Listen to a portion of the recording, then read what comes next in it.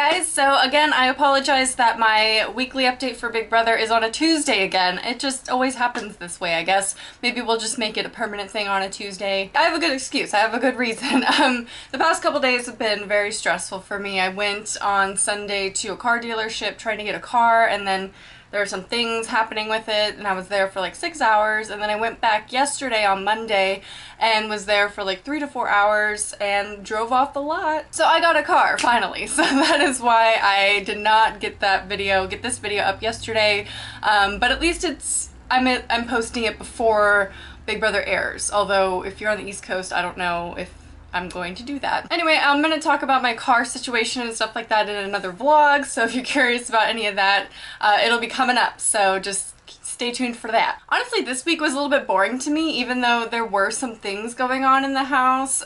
First, we see Joey's failed all-girl alliance, which was stupid, and she had made a comment that they should just recruit people who actually watch the show because they probably know it so much better and it's so much easier. Gee, you think? I thought that was such a weird statement for her to make because she had never seen the show and she was a recruit, and that's why I think it's annoying. I just realized I forgot to put on cheek product today. Oh well. So then we had that, and then the have-not situation is very different. There's no competitions for it, at least thus far. There's no competitions for have-nots. It's just kind of like the house or the HOH picks the have-nots, but this week it was all volunteers, and what was funny about that is all the volunteers that volunteered for being a have-not were recruits. They had no idea how bad it would really be, whereas all the other people were like, no, we're good, we've seen the show, we don't want to be a have-not. So I thought it was funny that Caleb had nominated Donnie in hopes that he would lose the POV and that they would send Donnie home,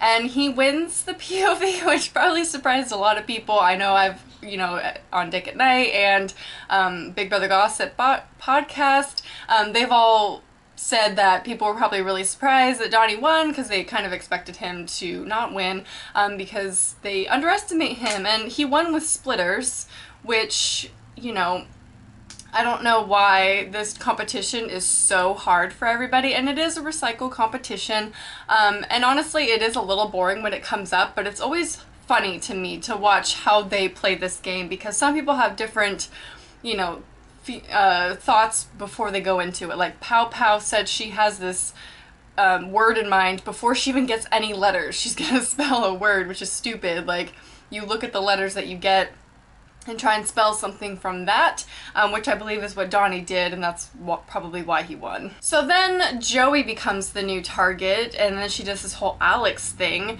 and when I was listening to the Big Brother Gossip podcast, they had said on her exit speech, she had said that Alex was something created inside the house, and they spun that from maybe production had influenced her to create this character and kind of annoy and stir up the house.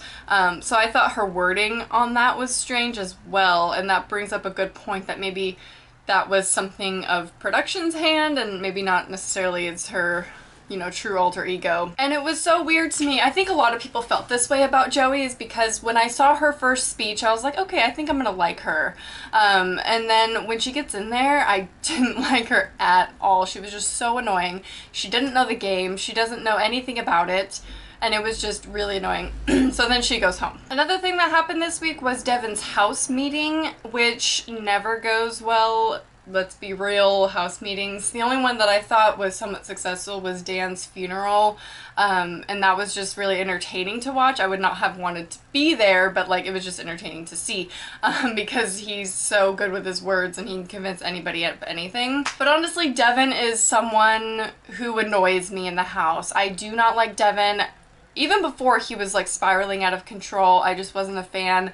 And there's this running joke on Twitter about how he always mentions his daughter every single second. It's like, oh, Devin has a daughter? We had no idea. And he just doesn't understand this game at all. And he started playing it like a normal game, he was saying to Caleb, hey, you should put up Donnie, you know, playing the game, and then he felt bad about it, that he had a hand in Donnie possibly going home. Honestly, I think he was just a little fearful that because Donnie won the POV, that now he'd come after him if he ever found out that Devin had said, hey, you should put up Donnie. So now he's trying to play this integral game, and he's doing it for his daughter. He doesn't want his daughter to think anything bad of him when he gets out and she sees these things, which she's an infant, so I don't know if she's really gonna care later in life, but I think that's boring. And then later on, after the house meeting, he said on the feeds, he was like, you know, I'm gonna throw the HOH because I don't want to be in power, I just want to go home. And then later, he's like, I'm gonna work really hard at this HOH and I'm gonna try and win it. So he's just flip-flopping. Right now, he can't decide whether he wants to go home